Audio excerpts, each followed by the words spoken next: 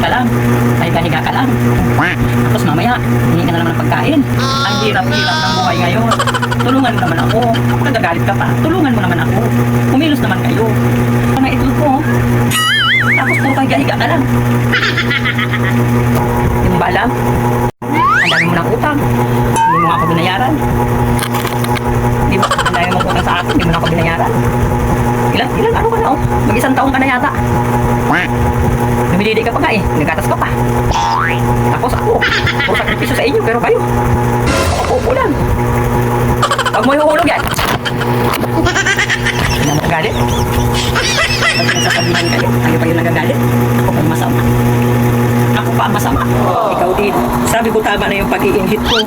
Kasi nga, di ba, tinan mo, marami ka na naging anak. Nasaan yung mga anak mo? Pinaampo na natin. Tapos ngayon, sana naintindihan mo ako. Di ba? Di ba? Ang hirap maghanap na mag-aampo ng mga anak mo. Hindi na pwede magbuntis kaya wala man tayong kapon. Gagawa na lang natin ang paraan, ha? Mama na yan, please lang. Patawarin mo ako kung hinahadlangan ko yan. Kasi hindi na pwede. Hirap magpakain. Yung mga anak nyo hirap hanapan ng mag-aanak. Hindi naman natin pwedeng kapupin lahat. Kaya patawarin mo ako. Kaya nag-i-edit siya guys. Pero kailangan kong hadlangan. Wala pa kasi magpakapon. Kaya hinahadlangan ko muna. Naaawa ako sa kanya pero wala akong magagawa. Kailangan, di ba, Bi? Kailangan, di ba? Kailangan ko hadlangan. Ha? Kasi kung hindi ko hadlangan, nadami tayo. Nadami tayo, anak. Nadami kayong mga anak ko. Mga apo. Sobrang hirap ito buhay. Naintindihan mo yun? Isa pa itong mga kapatid mo. Nakausapin ko din yung lalaki. Tama na, Oreo. Tama na.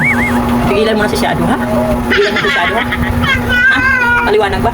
Kakaintindihan tayo? Ha? Oreo, nagkakaintindihan ba tayo? Oreo. Oreo. Ito yung dahilan. Sabi ko, tumigil na kayong dalawa. Ayan, nag-iinhit. Oh, hindi pwede. Hindi pwede. Sabi nila, ayan na sila. Hindi talaga mapagsabihan. Yan. Ang hirap. Kaya kailangan ikulong. Kailangan ikulong. Alam ko, maunawaan niyo ako. Ito nagbibinata na guys eh. Nagbibinata na. Inaamoy niya na yung puwet ni Kuan, Shadow.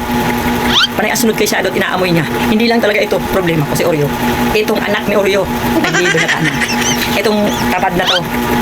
Tamad na pero itong tamad na to, nagbibinata na. Kaya kinakausap ko na sila. Siguro naman madadala sila sa diplomasya. Kung hindi ko sila madadala sa diplomasya, ganun talaga. Kulong talaga. Kulong lang talaga. Wala akong mapakapong sa kanila. Kaya alam ko, maintindihan nila ako. Ito, nagbibinata na rin. Ito isa kong problema.